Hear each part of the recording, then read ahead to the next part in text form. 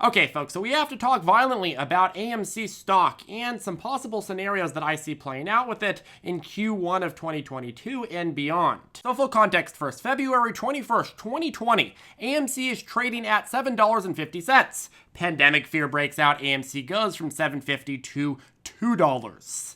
Over the next year, most of its theaters are shut down and shorts pile on the stock, betting that it'll never recover. And of course, the lowered price that was accelerated by short sellers makes it a lot more difficult for AMC to raise capital at appropriate prices. And then despite the news of vaccine and most other COVID adverse stocks rallying to new highs, AMC, driven down by short sellers and also the ripple effects of dilution, drops it to new lows at $191 as late as January 5th, 2021. And again, this is at the same time when a lot of other stocks, recovery stocks, were going parabolic. But then what happens? Well, you have a huge surge of retail traders in the market January and February, which historically tends to be months that tend to do very well in terms of retail participation. But regardless, retail participation came into new highs, and more retail participants were becoming aware of the AMC situation and the high AMC short interest. And what do? They buy in mass. That induces more people to buy in. AMC goes from $1.91 to, within a few weeks, $19.88. And short sellers think, ooh, this is our lucky day, blah, blah, blah, blah. They pile on more. The buy button disappears. It goes back down to $5. Short sellers made huge instant profits, but of course they want it down more. You know the story.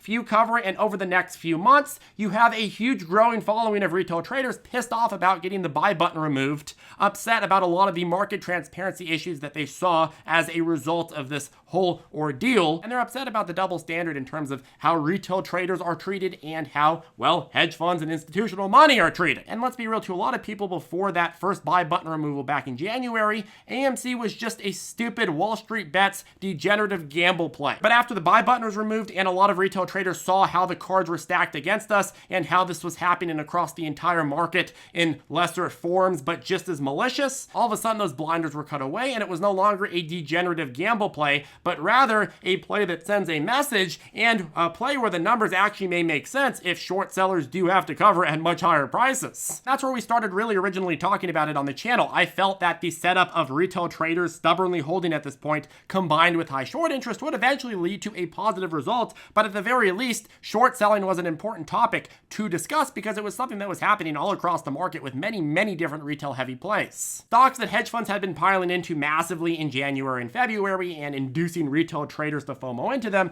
were then now getting pummeled by those same hedge funds and inducing people to panic sell and falling right into the hedge funds pockets once again. And AMC was the perfect symbol to describe the BS that we were seeing pretty much everywhere and the insane tactics that short sellers, whether justified or not in their short thesis, used to get these types of stocks down. And a lot of retail got interested in the story. In fact, if you look at the top 10 searched Google news stories in the entire world for 2021, number 1 was Afghanistan, number 2 was AMC stock, and number 3 was the COVID vaccine. Imagine that, AMC stock news stories only second to Afghanistan and 1 ahead of the vaccine. Those other 2 topics are things that really affect the entire world, more or less. 1 in terms of foreign policy and 1 in terms of our day-to-day life. Big philosophical debates on both. Yet AMC stock was right smack in the middle of these 2. You don't see that in the stock market. The stock market is a much smaller audience, and they weren't Googling AMC, the movie theater chain, they were Googling AMC stock. That shows you just how insane and broad of an appeal this whole AMC stock short seller situation had. But anyways, eventually the heat got turned up so much that you got this huge wave of purchases at the end of May and then early June, which led to a gamma squeeze and a massive push into the $70 region, which then led to more short attacks, with short sellers expecting that to go back down to $5 to $10 instantly. But that's not what happened. It, in fact, held within a holding range for 2 months, and despite a lot of the fear selling and interest rate scares across the market, well, with all of this, AMC still manages to hold at $28 6 months later. There's a lot of very strong fundamental plays that got beat down a lot more than AMC did, and AMC doesn't trade on the fundamentals. AMC is like 14 times where it was in early January 2021, so this has been a very big disaster for short sellers, and it's been a very big win for retail traders at this point. And it's getting to the point where you're starting to see a lot of short sellers not want to attack any stock where you have a high chance of retail traders trying to squeeze you out. which is a lot of the market. These movements have also gotten the attention of regulators, and of course you now have DOJ investigations probing hedge funds specifically related to short selling. These retail movements have also brought a lot of attention to the unfair bias and BS incentives that the media has. It's one thing to run a weekly story saying, oh, we don't think that AMC is a buy because fundamentally it doesn't make sense. It's a whole nother thing to run an article 5 times a day that says, make sure that you're selling AMC stock. Sell now, sell now. You're a moron. You're a conspiracy theorist because short interest is a conspiracy. Short sellers don't exist. Ooh, ghosts. You saw constant articles pretty much everywhere that only play into the hands of, well, institutional smart money that are smart because they have the institutional power to push media to say whatever they want. And retail traders are like, oh, media approved of me doing something. Okay, I can do it now. Can't think for myself because that's weird. So glad there's these little thinkers for me on all these great media websites. And again, it's not just about AMC stock. You can think whatever you want about movie theater chains. I don't think movie theater chains are the best industry. I don't think that AMC makes any sense fundamentally anywhere near where the price is. But the attitude of controlling the narrative is so present and was revealed by this BS. In so many ways, AMC and the symbolism behind AMC and some of the other stocks like GME have changed the market for the better. But now we're nearing the end of 2021, and there's always been two different stories with AMC stock. Number one, you have the story about a fight for fair representation for retail traders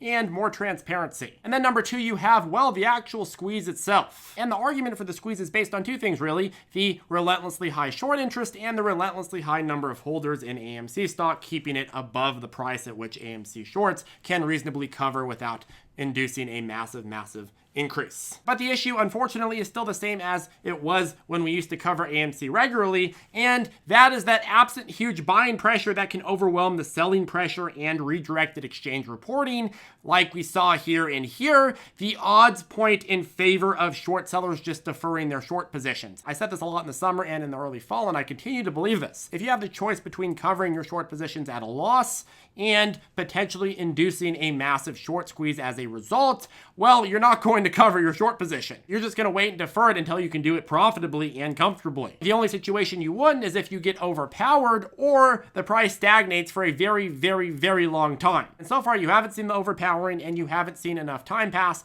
for the defer game to not be effective anymore. And now you also have cost to borrow going into lower and lower lows, which makes it easier for more and more short sellers to accelerate downtrends when the downtrends come in. Now, that's the bad news for AMC, and that really hasn't changed much since June. The only difference is that some of the enthusiasm has gone down, although you still have a lot of legacy holders that ooga booga all the time and aren't going to sell. And that's the good news. Despite the overall bleed and the overall punishing of the market, the holding power so far is still here to a huge extent, a lot more than most people outside of the AMC ooga boogas would ever have expected this late in the year. And ultimately, the ability of AMC to enjoy a cover-induced squeeze from shorts will be based on whether that holding power stays consistent and how long it stays consistent. So I want to go ahead and talk 4 different scenarios. So the short seller optimal scenario is AMC slowly drops as retail traders lose faith in the ability of stock to retain enthusiasm, causing a downward spiral. If you're betting that your other retail traders are going to be cashing out of AMC, then in that idea, you're going to go and cash out before they do, which causes more and more people to fear more people cashing out, and you have that downward spiral in addition to the already dwindling enthusiasm in this scenario. AMC picks up some sideline capital at lower and lower values, but eventually gives away as absent retail holders. The stock will retreat to its fundamental value. Without the legacy holders propping this up, obviously over the long run, market dynamics dictate that it would eventually get to its fundamental value, and in a bear market, if the rest of the market entered into a bear market, it would go far below its fundamental value, in which case that's when the short sellers would ideally cover, because the covering would still cause a rally because of how high the short interest is, but at that price, you could cause such a small rally that most shorts would still be very profitable, and the short covering could be slow and steady enough to be eaten up by the selling pressure. So that, I would say, is the calculus that a lot of short sellers are banking on, and they probably think that they're going to get that within the next 18 months. Retail traders statistically are very fickle with stocks. They buy them when they're up, they sell them when they're down. That's the math that they see constantly across the market. They've been betting that was going to happen with AMC stock all year. They've been mostly wrong.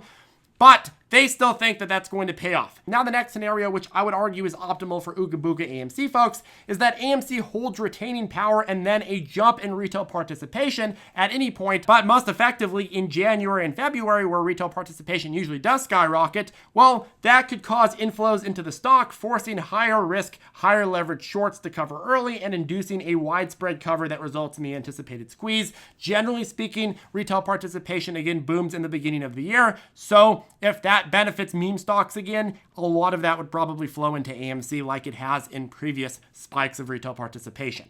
That trend doesn't have to continue, but the faster that retail participation spike happens, the more likely I would say it is to continue. If there's not a spike for the next 3-4 years, I don't know that it would just automatically flow back into AMC. I think there'd be something new of that day. This is a 2021 stock. If it becomes a 2022 stock, you have the two attachments very, very close together, and the behavior would probably mimic a lot of what we've seen throughout 2021. Another less exciting but arguably bullish scenario is that AMC holds a lot of retaining power. Maybe it bleeds some more from where it's at right now as enthusiasm goes down some, but then you get a huge base of legacy holders who refuse to sell, and then eventually, because of that, shorts decide to cover and par losses, and holders get a nice but less severe spike.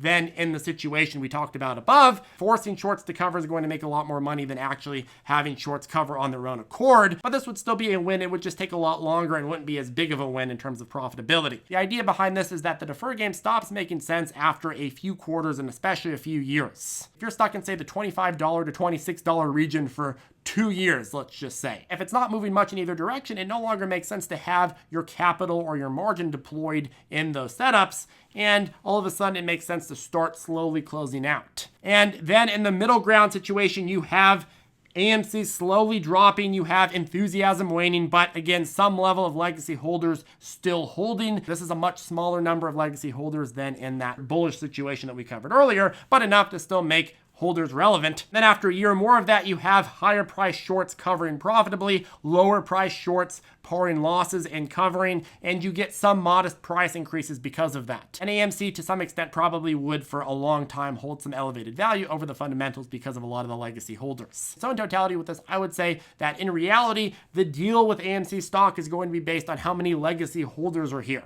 If there's a lot of legacy holders and that becomes very, very apparent in the next couple of months, and then you get all of a sudden a boom in retail participation or some sort of catalyst that causes retail participation in specifically AMC stock, then you have that foundation to build off of, and that foundation could add to the likelihood of one of those big squeezes that people have wanted. At this point, at the end of 2021, my argument for AMC is that, hey, the first story has been very, very successful. It's been a huge success at empowering retail traders, giving retail traders a bigger voice in the market, and identifying a lot of the inequity. There's a lot more awareness that needs to be had, and there's a lot of actual actions that need to be taken, but hey, it's been one of the most successful retail empowering movements ever. But in terms of the squeeze side of the story, it's still a very, very open battleground. And only time will tell for certain where it ends, but at the end of the day, the message is still going to be clear. Ooga booga. Okay, folks, well, that caps off this video. If you have any questions, feel free to reach out to us below or join us on ZipTrader Circle. If you'd like to learn how to trade with our step-by-step lessons, our private chat, our daily morning briefings, as well as our full price target list and all future updates, make sure to go ahead and click the link below. Coupon code GOODBYE2021 will get you a sizable discount before checkout. Anyways, folks, that's it for today. Have a good one, and I'll see you in the next video.